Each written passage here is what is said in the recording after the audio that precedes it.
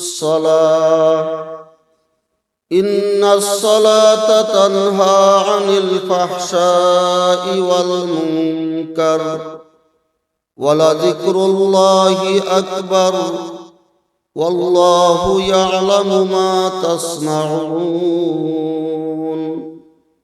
صدق الله مولانا العظيم। আজকে সবার সম্মানিত সভাপতি, উপস্থিত উলামায়ে কেরাম, মুরব্বিয়ান ইজাম, বেরাদরান ইসলাম, পর্দার আড়ালে সম্মানিত মা ও বোনেরা, এই মাস সম্পর্কে তো আমরা সবাই জানি, এটা রজব মাস। আজকে 27শে রজব। কোন কোন বর্ণনা মতে রজব মাসের 27 তারিখে আমাদের নবীজির মেরাজ হয়েছিল।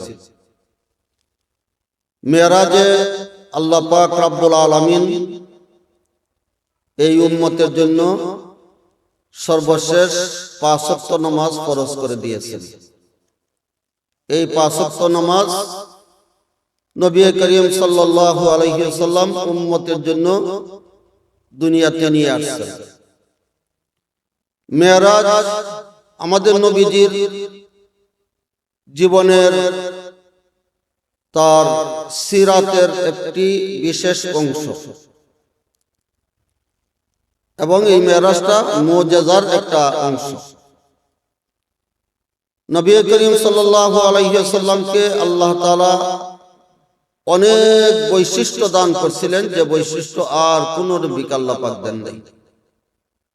এক হাদিসে আছে, আল্লাহ রাসূল বলেন, ইন্নাল্লাহা ফাদ্দালানি আলাল আমবিয়া ওয়া ফুদ্দিলা উম্মতি আলা সাইরিল উমাম। আল্লাহ তাআলা সমস্ত নবীদের উপর আমাকে শ্রেষ্ঠত্ব দান করেছেন, আর সমস্ত উম্মতের উপর আমার উম্মতকে আল্লাহ শ্রেষ্ঠত্ব দান করেছেন। তাহলে আমরা শ্রেষ্ঠ নবীর শ্রেষ্ঠ উম্মত। আমরা কি শ্রেষ্ঠ নবীর শ্রেষ্ঠ উম্মত। অন্য সমস্ত নবীগণ ছিলেন শুধু উম্মতের নবী, আর আমাদের নবী উম্মতেরও নবী, নবীদেরও নবী, সমস্ত নবীদেরও নবী, উম্মতেরও নবী, সমস্ত নবীদেরও নবী। তো আমাদের নবীর যে সমস্ত বৈশিষ্ট্যপূর্ণ গুণাবলী আছে, এর মধ্যে প্রসিদ্ধ এবং উল্লেখযোগ্য একটা বিষয় হলো মেরাজ, নবীজির মুজিজার একটা বিষয়। আল্লাহ তাআলা সমস্ত নবীকে কম বেশি মুজিজা দিয়েছেন। মুজিজা মানে অলৌকিক বিষয়, যেটা নবী ছাড়া আর কেউ করতে পারে না, নবী ছাড়া আর কেউ দেখাইতে পারবে না। একমাত্র নবীর মাধ্যমে যেটা সংঘটিত হয়, এটাই মুজিজা। আমাদের নবীকে আল্লাহ তাআলা সবচেয়ে বেশি মুজিজা দান করেছেন।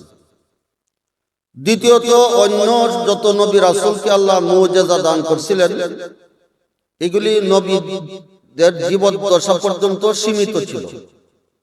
নবীদের ইন্তেকালের পরে আর ওই মুজিজা নাই। মূসা আলাইহিস সালামকে আল্লাহ একটা লাঠি দিয়েছিলেন মুজিজা, ছাইরা দিলে সাপ হয়ে যেত। এই লাঠির দ্বারা অনেক কিছু করতে পারতেন, কিন্তু আজকে সারা পৃথিবী খুঁজা ওই লাঠি পাওয়া যাবে না। মূসা আলাইহিস সালামও নাই, ওই লাঠির মুজিজাও নাই। আরেকটা হইল, আল্লাহ তাআলা সমস্ত নবীদেরকে যে মুজিজা দিয়েছিলেন, এগুলো কার্যত মুজিজা, শিক্ষাগত কোনো মুজিজা কোনো নবীকে দেন নাই। তাহলে অন্যান্য নবীদের মুজিজা আর আমাদের নবীর মুজিজার মধ্যে দুইটা বেশ কম। একটা হলো, অন্যান্য নবীদের মুজিজা ছিল সাময়িক, আর আমাদের নবীর মুজিজা হলো চিরঞ্জীব। আমাদের নবীর পরেও কিছু মুজিজা কিয়ামত পর্যন্ত থাকবে।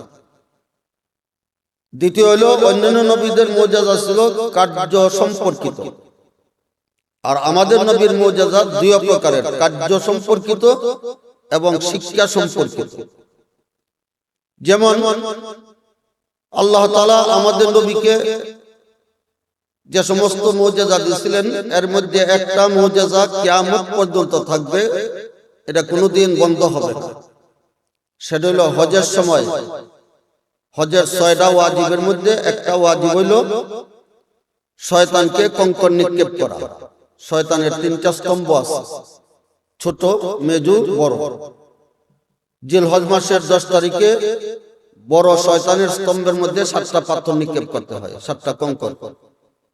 11 তারিখ এবং 12 তারিখ, কেউ যদি মিনায় 12 তারিখ রাত্রেও থাকে তাহলে 13 তারিখ, 2 দিন অথবা 3 দিন। এই ছোট মেজু বড় 3 স্তম্ভের মধ্যে প্রত্যেকটার মধ্যে 7টা করে কঙ্কর নিক্ষেপ করতে হয়। 3 7 21, 11 তারিখেও 21টা, 3 জায়গায় 7টা করে, 12 তারিখেও 3 জায়গায় 21টা, 7টা করে। কেউ যদি 12 তারিখ রাত্রে মিনায় থেকে যায় তাহলে 13 তারিখও তাকে 3 জায়গায় 7টা করে 21টা মারতে হয়। এই যে হজের একটা ওয়াজিব, এখানে প্রতি বছর কোন বছর 25 লক্ষ হাজি হজ করেন, কোন বছর দেখা যায় 20 লক্ষ। করোনার বছর, করোনার পরে যে বছর, ওখানে 10 লক্ষ হাজি হজ করছেন।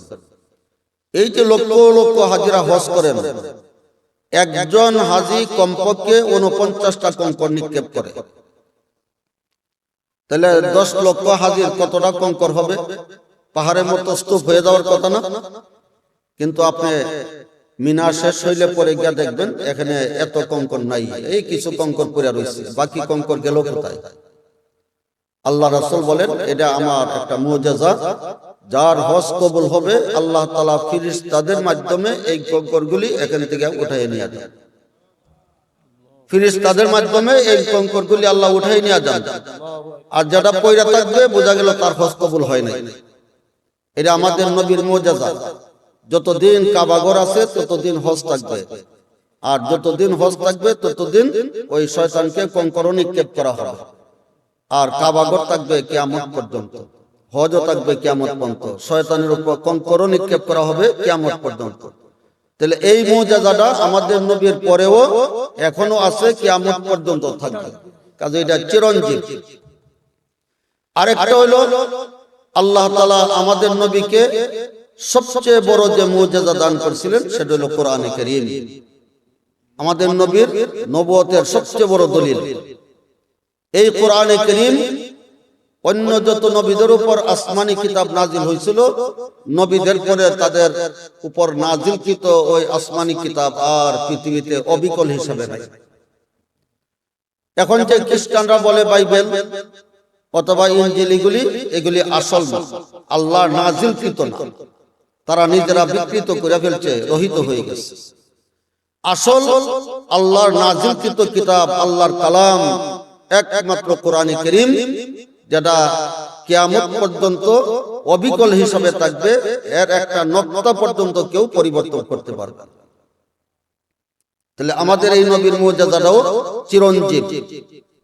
নবী দুনিয়া থেকে চলে গেছেন কিন্তু মুজিজা রেখে গেছেন। অন্যান্য নবীদের মুজিজা নাই কেন, আমাদের নবীর মুজিজা রইল কেন? এটা তো একটা প্রশ্ন জাগে। এই প্রশ্নের উত্তর হইল, মুজিজা হইল নবুয়তের দলিল। অন্য যত নবী দুনিয়াতে ছিলেন তারা কেউ ইন্তেকালের পরে নিজেদের নবুয়ত রাখিয়া যান নাই।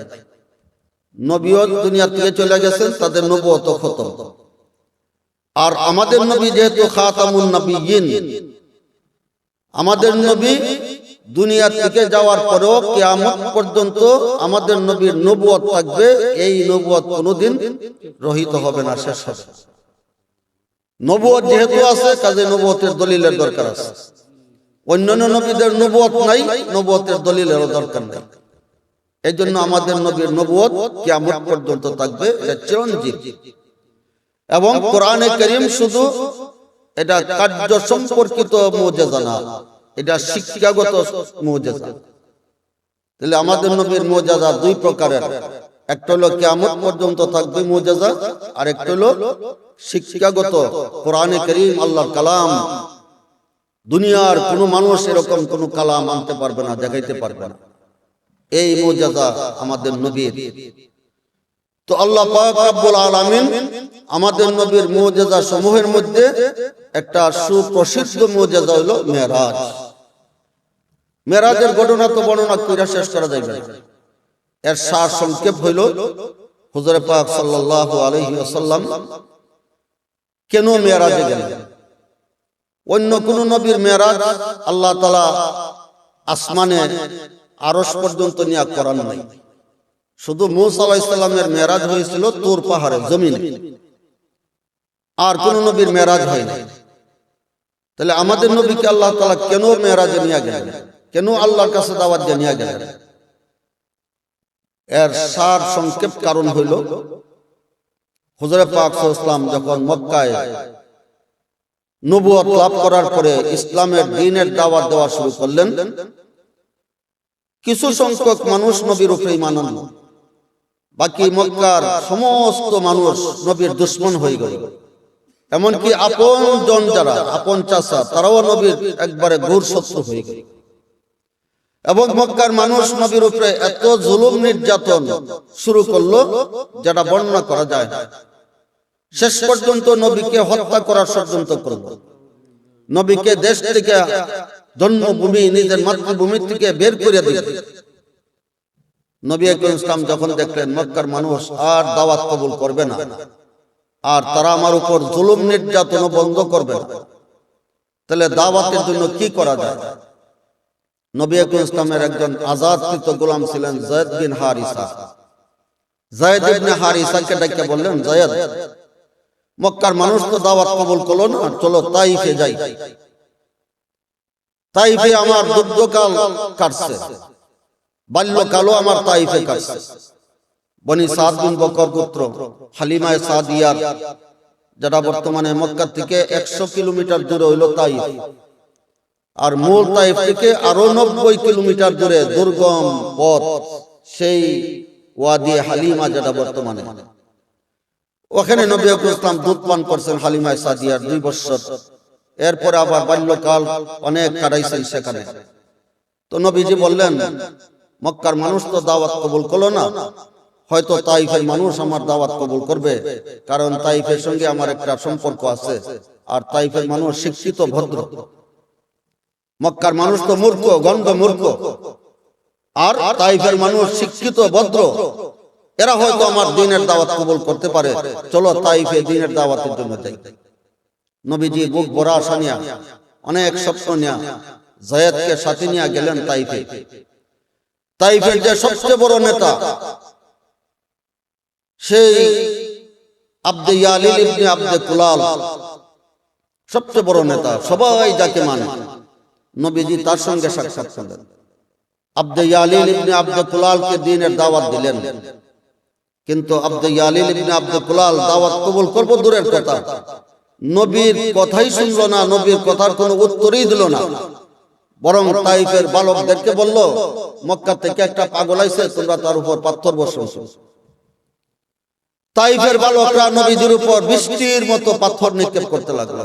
নবীর শরীর রক্তাক্ত হয়ে গেছে, শরীরে রক্ত যাইয়া পায়ের মধ্যে জমাট হইয়া জুতা পর্যন্ত পায়ের সঙ্গে আটকে গেছে। প্রচন্ড একটা পাথর নিক্ষেপ করলো নবীজির কপালের মধ্যে, মাথার মধ্যে। নবীজি আর দাঁড়ায় থাকতে পারলেন না, ফিনকিদা রক্ত পড়তেছে। নবীজি জমিনে বসে পড়লেন। যায়েদ ইবনে হারিসা নবীজিকে ধইরা উঠাইয়া আঙ্গুরের একটা বাগানের মধ্যে নিয়ে গেল। এটাও নবীজির একবারে চরম শত্রু উতবা এবং সাইবার বাগান। এই শত্রুর বাগানে নিয়ে গেল। উতবা এবং সাইবা দেখলো মক্কা থেকে যে লোকটা আছে, এটা যদি এখানে মারা যায় তো মক্কাবাসীরা আমাদের থেকে প্রতিশোধ নেবে, মক্কাবাসীর সঙ্গে আমরা কুলাই উঠতে পারবো না। এই জন্য তার একটা কৃতদাস ছিল উতবা এবং সাইবা। কৃতদাসকে বললো যে একটা পাত্রের মধ্যে কইরা কিছু আঙ্গুর নিয়ে এই লোকটারে খাওয়াই আসা, যাতে লোকটা জীবিত থাকে। গোলাম কিছু আঙ্গুর একটা পাত্রের মধ্যে নিয়ে নবীজির সামনে পেশ করলো, বললো এটা আপনাকে হাদিয়া দেওয়া হয়েছে, আপনি এটা আহার করেন। নবীজি বিসমিল্লাহির রহমানির রহিম বলে একটা আঙ্গুর মুখে দিলেন। গোলাম জিজ্ঞাসা করলো, আপনি কার নাম নিলেন? এই নাম তো তাইফের কেউ নেয় না, আপনি কার নাম নিলেন? রহমান তো আমরা কেউ চিনি না, আল্লাহ তো আমরা কেউ চিনি না। নবীজি জিজ্ঞাসা করলেন, তোমার নাম কি? সে বলল, আমার নাম আদ্দাস। নবীজি বললেন, বাড়ি কোথায়? বাড়ি ইরাকে। ইরাকের কোথায়? নিনওয়া গ্রাম। আচ্ছা, নিনওয়া গ্রাম তো আমার ভাই ইউনুস আলাইহিস সালামের গ্রাম। হযরতে ইউনুস আলাইহিস সালামের গ্রাম হলো ইরাকের নিনওয়া। আমার ভাই ইউনুস আলাইহিস সালামের এলাকার তুমি? এভাবে নবীজির সঙ্গে কিছুক্ষণ কথা বলার পরে এই আদ্দাস জিজ্ঞাসা করলো যে আপনি ইউনুসকে চিনেন কেন? নবীজি বললেন আমিও নবী, ইউনুসও নবী। কাজে এক নবীর সঙ্গে আরেক নবীর পরিচয় আছে, ভ্রাতৃত্বের সম্পর্ক। এই কথা বলার পরে আদ্দাস নবীজির হাতে হাত রেখে কালিমা পড়ে মুসলমান হয়ে গেল। তাইফের কোন মানুষ ওই সময়ে নবীর দাওয়াতে ইসলাম কবুল করলো না, কিন্তু আল্লাহ তাআলা ভাগ্যে রাখছেন একজন গোলাম, একজন কৃতদাসের, সে কালিমা পড়ে মুসলমান হয়ে গেল। নবীজি যখন তাইফ থেকে কোথায় যাবে? মক্কাবাসীরা তো নির্যাতনের উপরে নির্যাতন, আবার ফিরত যাইবেন মক্কায়। তাইফও থাকতে পারতেছেন না, মক্কায়ও যাইতে পারতেছেন না, কি করবেন? নবীর জন্য দুনিয়াটা সংকীর্ণ হয়ে গেল। অথচ পৃথিবীর আয়তন বর্তমানে 20 কোটি বর্গ মাইল। এই 20 কোটি বর্গ মাইল প্রশস্ত থাকা সত্ত্বেও নবীর জন্য সংকীর্ণ হয়ে গেল। না থাকতে পারেন জন্মভূমিতে, না থাকতে পারেন তাইফে, কি করবেন? ইতিমধ্যে মালাকুল জিবাল নবীজির কাছে হাজির হয়ে বললেন, ইয়া রাসূলুল্লাহ, আপনি শুধু একটু অনুমতি দেন, তাইফের মানুষকে দুই দিকের পাহাড় চাপা দিয়া একবারে নিষ্পেষিত করে দেন। নবীজি বললেন, তোমরা জানো না, ইন্নী লাম নুবাস লাগানা ইন্নামা বুইস্তু রাহমা। আমি তো লানতের নবী হইয়া দুনিয়াতে আসি নাই, আমি তো রাহমাতুল লিল আলামিন, দুনিয়াবাসীর জন্য রহমত স্বরূপ আমি আসছি। আমি বদদুয়া করতে পারি না, আমি এদেরকে ধ্বংস করার জন্য বলতে পারি না, আমি তাদের জন্য হেদায়েতের দোয়া করব। নবীজি হাত তুলে বলতেছেন, আল্লাহুম্মা হাদি কওমি ফাইন্নাহুম লা ইয়ালামুন। আয় আল্লাহ, আমার কওম যারা নবীর উপরে এত অত্যাচার করলো, নবী তাদেরকে বলতেছেন এরা আমার কওম, এরা আমার জাতি, এরা আমার গোষ্ঠী, এরা আমার সম্প্রদায়। আয় আল্লাহ, এদেরকে তুমি ধ্বংস করো না, এদেরকে হেদায়েত করো। এই দোয়া করার পরে জিবরাইল আমিন নবীজিকে আইসা সংবাদ শোনাইলেন, ইয়া রাসূলুল্লাহ, জমিনে আপনার জায়গা হয় নাই, আপনি বলতেছেন আল্লাহ তাআলা আপনাকে অচিরেই দাওয়াত দিয়ে আল্লাহর কাছে নিয়ে যাবে। এটা হলো মেরাজের প্রেক্ষাপট। কেন আল্লাহ নবীকে উড়াই নিয়ে গেলেন আসমানে, এটাই হলো মূল প্রেক্ষাপট। তো নবীজির মেরাজ হয়েছিল। মেরাজে নবীজি একদিন উম্মে হানির ঘরে শুয়েছিলেন। উম্মে হানির ঘরটা বর্তমানে হাতিমে কাবার যেটা বাবে আব্দুল আজিজ 1 নম্বর গেট দিয়া মাতাফে ঢুকতে সময় হাতের বাম দিকে আগে একটা বারান্দার মতো ছিল, ওইটাই ছিল হাতিমে উম্মে হানির ঘর। ওখানে একটা খুঁটিও ছিল, এখন আর এই খুঁটি নাই, এই খুঁটির চিহ্ন নাই এখন। তো উম্মে হানি নবীজির চাচাতো বোন ছিলেন, আবু তালিবের মেয়ে, এখানে শুয়ে ছিলেন। এই উম্মে হানির ঘরের ছাদ বিদীর্ণ করিয়া জিবরাইল এবং মিকাইল প্রবেশ করলেন। নবীজিকে এখান থেকে নিয়ে গেলেন হাতিমে কাবায়। ওখানে বক্ষ বিদীর্ণ হইল, যেটা বর্তমানে ওপেন হার্ট সার্জারি। এরপরে নবীজির কলব মুবারক বাইর করা হইল, জমজমের পানির দ্বারা ধোয়া হইল। এরপরে কলব মুবারক দৌত পানি জমজম কূপের মধ্যে রেখে দেওয়া হলো, যে কারণে জান্নাতের পানির চেয়েও জমজমের পানি শ্রেষ্ঠ এবং উত্তম। একটা রিসালা আমি মক্কা শরীফে পাইছিলাম, মা ও জমজম আফদালু মিন মাইল জান্নাহ, জান্নাতের পানির চেয়ে জমজমের পানি উত্তম, কারণ নবীজির কলব মুবারক দৌত পানি জমজম কূপের মধ্যে আছে। তো নবীজিকে এরকম কলব মুবারক দৌত করিয়া আবার জায়গা মতো ফিট করিয়া নবীজিকে নেওয়া হইল বাইতুল মুকদ্দাস মসজিদে আকসায় বুরাকে করিয়া। এরপরে মসজিদে আকসার মধ্যে আদম আলাইহিস সালাম থেকে নিয়ে ঈসা আলাইহিস সালাম পর্যন্ত সমস্ত নবীরা হাজির হইলেন। জিবরাইল আলাইহিস সালাম নবীজিকে বললেন, আজকে একমাত্র আপনিই সমস্ত নবীদের ইমামতি করতে পারেন, আপনার ইমামতি কেউ করতে পারবে না। নবীজি ইমামতি করলেন, 2 রাকাত নামাজ পড়াইলেন। সমস্ত নবী রাসূলগণ নবীর পিছনে মুক্তাদি হইল। আল্লাহ তাআলা আমাদের নবীকে ইমামুল আম্বিয়া ওয়াল মুরসালিন খেতাব দিলেন, সমস্ত নবী রাসূলদের ইমাম। এরপরে নবীজিকে 7 আসমানে নেওয়া হইল। তারপরে আরশ, কুরসি, লৌহ কলম সব কিছু ভ্রমণ করানো হইল, জান্নাত দুজক যা কিছু আছে সিদরাতুল মুনতাহা পর্যন্ত। এরপরে যখন আল্লাহর সাথে দিদার হইল, নবীজি আল্লাহর জন্য 3টা হাদিয়া নিয়ে গেছিলেন। কেউ দাওয়াত দিলে হাদিয়া নেওয়া লাগে না? এক সময় ছিল হাদিয়া, এখন তো এটা রসুমে পরিণত হয়ে গেছে। তো তো নবীজি আল্লাহর জন্য 3টা হাদিয়া নিয়ে গেছে। হাদিয়া পাওয়ার পরে হাদিয়ার বদলা দেওয়া সুন্নত। হাদিয়া দেওয়ার যেরকম সুন্নত, হাদিয়ার বিনিময়ে বদলা দেওয়া, প্রতিদান দেওয়া, এটাও সুন্নত। তো আমাদের নবী 3টা হাদিয়া পেশ করলেন। আল্লাহ তাআলা এই 3টা হাদিয়ার পরিবর্তে এটার বদলা হিসাবে উম্মতের জন্য, আমাদের জন্য আল্লাহ তাআলা নগদ 3টা পুরস্কার নবীজিকে দিয়ে দুনিয়াতে পাঠালেন। 3টা হাদিয়া আর 3টা হাদিয়ার নগদ 3টা পুরস্কার। এই দুইটা বিষয় আমরা যে নামাজে তাশাহুদ করি, আত-তাহিয়াতু লিল্লাহি, এই তাশাহুদের মধ্যে আছে। আল্লাহর দরবারে যখন নবীজি হাজির হইলেন, হাজির হইয়াই হাদিয়া পেশ করলেন। কি হাদিয়া? আত-তাহিয়াতু লিল্লাহি, সমস্ত মৌখিক ইবাদত আল্লাহ তোমার জন্য, ওয়াস-সালাওয়াতু লিল্লাহ, সমস্ত শারীরিক ইবাদত তোমার জন্য, ওয়াত-তাইয়্যিবাতু লিল্লাহ, সমস্ত আর্থিক ইবাদত তোমার জন্য। এই 3 প্রকার ইবাদতের হাদিয়া পেশ করলেন। নবীজি বললেন হাদিয়ার পুরস্কার হিসাবে, আসসালামু আলাইকা আইয়ুহান নাবিয়্যু, হে নবী তোমার উপর শান্তি বর্ষিত হোক। আল্লাহর সাথে যখন একবারে একাকী, আর কোনো কিছুই নাই, নবী আর আল্লাহ, মাঝখানে আর কিছু নাই, এরকম অন্তরঙ্গ মুহূর্তেও নবীজি উম্মতকে ভুলেন নাই। আল্লাহর সাথে যখন একবারে অন্তরঙ্গ মুহূর্ত, ওই সময়ে নবীজি উম্মতকে ভুলেন নাই। আল্লাহ পুরস্কার দিলেন নবীকে। নবী বললেন শুধু আমি পুরস্কার নেওয়ার জন্য আসি নাই, আমার উম্মতের জন্য আপনার পুরস্কার দিতে হবে। তো নবীজিকে আল্লাহ বললেন ঠিক আছে, আসসালামু আলাইনা ওয়া আলা ইবাদিল্লাহিস সালিহিন, তোমার সমস্ত নেককার বান্দাদের জন্য আমি শান্তির পুরস্কার দিয়ে দিলাম। আল্লাহ তাআলা এই 3 প্রকার ইবাদতের 3টা নগদ পুরস্কার নবীর মাধ্যমে আমাদেরকে দিলেন। কি নগদ পুরস্কার? মৌখিক ইবাদতের নগদ পুরস্কার হলো শান্তি, আসসালামু আলাইকা, শান্তি, ওয়া রাহমাতুল্লাহি, এটা হলো শারীরিক ইবাদতের নগদ পুরস্কার রহমত, ওয়া বারাকাতুহু, আর্থিক ইবাদতের নগদ পুরস্কার বরকত। দুনিয়াতে আমরা যে ইবাদত করি, ইবাদতের পুরস্কার আল্লাহ তাআলা পুরোপুরিভাবে পরকালে দিবেন।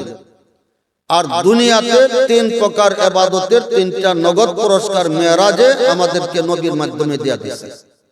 সেটা হলো মৌখিক ইবাদতের নগদ পুরস্কার শান্তি, শারীরিক ইবাদতের নগদ পুরস্কার হলো রহমত, আর্থিক ইবাদতের নগদ পুরস্কার বরকত।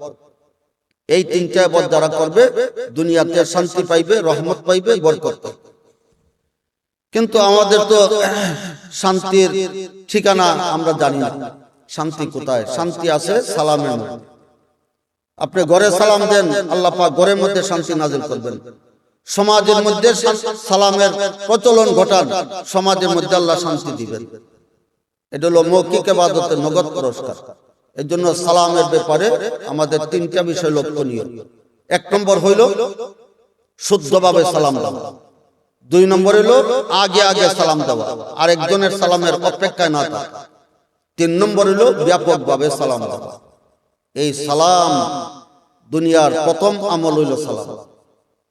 এই দুনিয়ার প্রথম আমল সালাম। এর আগে আর কোনো আমল ছিল না।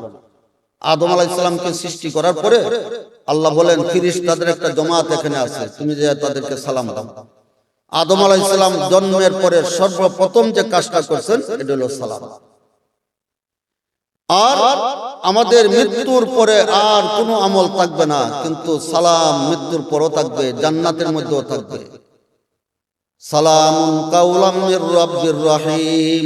সমস্ত জান্নাতীরা যখন জান্নাতে যাবে তাহলে ইবাদত করতে হবে সহিহ ঈমানের সাথে। এখন যদি আমি মাজারেও যাই, উরুসের মধ্যে যাই, আবার বন্ড পীরের পায়ে গিয়ে সিজদাও করি, মাজারও গিয়ে সিজদা করি, সন্তান যদি চাই বাবার কাছে, তাহলে ঈমান থাকবে? বাংলাদেশে লাখো লাখো মানুষ নিজের ঈমানকে নষ্ট করতেছে, আবার অনেকে কাদিয়ানি হয়ে যেতেছে। তাহলে ঈমান ঠিক রাখতে হবে যদি ইবাদত আল্লাহর কাছে কবুল করাইতে চান। 2 নম্বর হইল শুধু ঈমান থাকলেই হবে না, নিয়ত সহি থাকতে হবে। আমি যদি ইবাদত করি মানুষকে দেখাইবার জন্য, মানুষের কাছে সুনাম পাওয়ার জন্য, তাইলে এই ইবাদত আল্লাহর কাছে কবুল হবে না। 2 নম্বর শর্ত হলো ইখলাসের সাথে সহি নিয়তে একমাত্র আল্লাহকে রাজি খুশি করার জন্যই ইবাদত করতে হবে, তাইলে আল্লাহর কাছে ইবাদত কবুল হবে। দেখেন কিয়ামতের ময়দানে আমাদের সারা জীবনের সমস্ত আমল এবং কথা ওজন করা হবে মিজানে, ইনসাফের পাল্লায়। ইনসাফের যে পাল্লাটা আল্লাহ কায়েম করবেন, একটা পাল্লা এত বড় হবে 7 আসমান 7 জমিন এর ভিতরের সবকিছু যদি এক পাল্লা রাখা হয় তবে পাল্লাটা ভরবে না। এত বড় পাল্লা, ওই পাল্লার মধ্যে আমাদের আমলের ওজন হবে। আমলের সংখ্যার দ্বারা, আমলের পরিমাণের দ্বারা মিজান কোনোদিন ভরবে না, ভারী হবে না। তাহলে মিজান ভারী না হলে জান্নাতে যাওয়া যাবে না। মিজান ভারী হবে কিসের দ্বারা? ইন্নামাল আমালু বিন্নিয়াত। ইমাম বুখারী প্রথম হাদিস আনছেন নিয়তের, শেষ হাদিস আনছেন মিজানে আমল ভারী হওয়া। তাহলে মিজানে আমল ভারী হবে কিসের দ্বারা? সহি নিয়তের দ্বারা। আপনি যদি সহি নিয়তে সামান্য আমল করেন, অল্প আমল, কিঞ্চিত পরিমাণ আমল, নিয়তটা ছিল সহি, ওই সহি নিয়তের কারণে অল্প আমলের দ্বারাও মিজান ভারী হয়ে যাবে এবং সে জান্নাতে চলে যাবে। আর দুনিয়া ভর্তি যদি আমল করে, বেশি আমল, ভালো আমল, কিন্তু নিয়ত সহি না, ওই আমলের কোনো গণ্য করা হবে না, এটার দ্বারা কিছুই হবে না। এজন্য ইবাদত কবুল হওয়ার জন্য 2 নম্বর শর্ত হলো সহি নিয়ত। 3 নম্বর হলো ইবাদতটা নবীর তরিকা মতে করতে হবে, মন গড়া করলে হবে না। দ্বীনের কাজ মন গড়া করার নাম ইবাদত না, এটা বিদআত। দ্বীনের কাজ মন গড়া মতে করার নাম বিদআত। দ্বীনের কাজ নবীর তরিকা মতে করার নাম ইবাদত। ইবাদত প্রত্যেকটা কাজের মধ্যে নবীর সুন্নাত আছে, আদতের মধ্যে আছে, ইবাদতের মধ্যে আছে। তো নবীর তরিকা মতে সুন্নাত মোতাবেক যদি আমি আমল করি, ইবাদত করি, তাহলে আল্লাহর কাছে এটা কবুল হবে। তাহলে ইবাদত কবুল হওয়ার জন্য শর্ত কয়টা বললাম? 3টা। একটা হলো সঠিক ঈমান, শিরক মুক্ত ঈমান। 2 নম্বর হলো সহি নিয়ত। 3 নম্বর হলো নবীর তরিকা মতে। এই 3 শর্তে যদি ইবাদত করে, ওই ইবাদত আল্লাহর কাছে মকবুল হবে। এই ইবাদতের দ্বারা দুনিয়াতেও সে ফায়দা পাইবে, পুরস্কার পাইবে। আল্লাহর কাছে তার জন্য যে পুরস্কার আছে, আল্লাহ বলেন আমার কাছে আমার নেককার বান্দাদের জন্য এমন পুরস্কার রাখছি যেটা কোনোদিন চোখে দেখে নাই, কানে শুনে নাই, কোনোদিন কল্পনাও করে নাই। ওই রকম পুরস্কার আল্লাহ তাআলা পরকালে আমাদের জন্য রাখছেন। তো আল্লাহ তাআলা আমাদেরকে শর্ত মান্য ইবাদত করার তৌফিক দান করুন। আমি যে আয়াতটা পড়ছিলাম, আয়াতের মধ্যে আল্লাহ 3টা বিষয়ের কথা বলছেন। 1 নম্বর হলো দুনিয়ার জীবনটা যদি তুমি জান্নাতি জীবন বানাইতে চাও, দুনিয়া থেকে যদি জান্নাতি হইয়া যাইতে চাও, তাহলে 3টা কাজ করতে হবে। 1 নম্বর সহি শুদ্ধ রূপে কোরআন শিখতে হবে, কোরআন তেলাওয়াত করতে হবে। আজকে তো আমাদের কোরআন তেলাওয়াত নাই, মসজিদে গিয়ে গীবত করি, কোরআন শরীফ রাখা আছে কিন্তু তেলাওয়াতকারী নেই। একটা সময় ছিল আমাদের গ্রাম বাংলায় সকালে প্রত্যেকটা ঘরের সামনে গেলে ঘরের ভিতর দিয়ে তেলাওয়াতের আওয়াজ শোনা যায়। এই জন্য কোরআন আমাদের শিখতে হবে। সামনে রমজান মাস, কোরআন নাজিলের মাস। আমরা আজকে যারা এখানে আছি, আমরা রমজান মাসে কোরআনের ছাত্র হয়ে যাব। যে মসজিদের উদ্যোগে সভা, এই মসজিদে আমরা ইমাম সাহেবকে বলবো যে আমরা রমজান মাসে কোরআন শিখবো। দৈনিক আধা ঘন্টা অথবা 1 ঘন্টা সময় দিলে 1 মাসে সহি শুদ্ধ রূপে আপনি কোরআন শিখতে পারবেন। বাংলাদেশ হলো বিশ্ব বিজয়ী হাফিজে কোরআনের দেশ। প্রতি বছর যত বিশ্ব প্রতিযোগিতা হয়, আমাদের বাংলাদেশের ছেলেরা প্রথম, দ্বিতীয়, তৃতীয় স্থান লাভ করতেছে। কিন্তু আমরা যদি কোরআন না শিখি, তো শুধু হাফিজে কোরআনরা কোরআন শিখলে হবে? এই জন্য কোরআন শিখতে হবে, কোরআন তেলাওয়াত করতে হবে। 2 নম্বর হলো নামাজ কায়েম করতে হবে। নামাজ কায়েম হবে কেমনে? সুন্নত তরিকায় আল্লাহর ধ্যানে যদি নামাজ পড়েন, নামাজটা সুন্নত তরিকা হইতে হবে। নামাজের মধ্যে আল্লাহর ধ্যানে নামাজ পড়তে হবে, তাহলে নামাজ কায়েম হবে। ওই নামাজই আপনাকে সমস্ত খারাপ কাজ থেকে ফিরাইবে। 3 নম্বর হলো আমাদের সময়টা বেহুদা সময় বেশি কাটাই, এই সময়টাকে নষ্ট না করিয়া বেশি বেশি আল্লাহর জিকির করা। আল্লাহর জিকির করবেন। বৈশা রইছেন, মুখ বন্ধ থাকবে কেন? বৈশা বৈশা সুবহানাল্লাহ পড়েন, আলহামদুলিল্লাহ পড়েন, আল্লাহু আকবার, ইস্তিগফার, দুরূদ শরীফ, রাস্তায় দিয়ে যদি যান, উপরে উঠতে সময় আল্লাহু আকবার, নিচে নামতে সুবহানাল্লাহ, সমতল জায়গায় লা ইলাহা ইল্লাল্লাহ, লা ইলাহা ইল্লাল্লাহ। দৈনিক 100 বার ইস্তেগফার করবেন, আস্তাগফিরুল্লাহ আস্তাগফিরুল্লাহ, এতটুকু পড়লে হবে। দৈনিক 100 বার ছোট্ট দরুদ শরীফ আছে সাল্লাল্লাহু আলাইহি ওয়াসাল্লাম। আর বুখারী শরীফের শেষ হাদিস 2টা বাক্য, এটা যদি দৈনিক 100 বার পড়েন, সমুদ্রের ফেনা পরিমাণও যদি গুনাহ থাকে আল্লাহ পাক মাফ করে দিবেন। সুবহানাল্লাহি ওয়া বিহামদিহি সুবহানাল্লাহিল আযীম। পড়েন তো সবাই একবার, সুবহানাল্লাহি ওয়া বিহামদিহি সুবহানাল্লাহিল আযীম। বেশি সময় লাগবে না, দৈনিক 100 বার পড়ব। সমুদ্রের ফেনা পরিমাণ গুনাহ থাকলে আল্লাহ পাক মাফ করে দিবেন। এই জন্য জিকির বেশি বেশি করব। জিকির হলো আমাদের রূহের খাদ্য। আমরা শরীরের খাদ্য ঠিকই খাই, কিন্তু রূহের খাদ্য আমি দিলাম কিনা খবর নেই। যত বেশি জিকির করব, রূহ জিন্দা থাকবে, শক্তিশালী থাকবে, আল্লাহর মহব্বত দিলের মধ্যে পয়দা হবে এবং শয়তান তার অন্তরের মধ্যে জায়গা পাবে। গুনার যত ময়লা আছে জিকিরের দ্বারা এটা রেতের মতো কাজ করবে। গুনার ময়লা অন্তর থেকে দূর হয়ে যাইবে, আল্লাহর সাথে তার গভীর সম্পর্ক কায়েম হবে। এই জন্য বেশি বেশি জিকির করব। শেষ রাতে উঠবেন, একটু জিকির করে আল্লাহর কাছে কান্নাকাটি করবেন, আল্লাহ পাক রব্বুল আলামিন জীবনের গুনাহ মাফ করে দিবেন। এই 3টা কাজ যদি আমি করি, দুনিয়া থেকে আমি জান্নাতি মানুষ হয়ে যাইতে পারি। আল্লাহ তাআলা আমাদের সকলকে কবুল করুন, সকলকে তৌফিক দান করুন। আমি একটু বেশি সময় নিয়ে নিয়েছি, আমার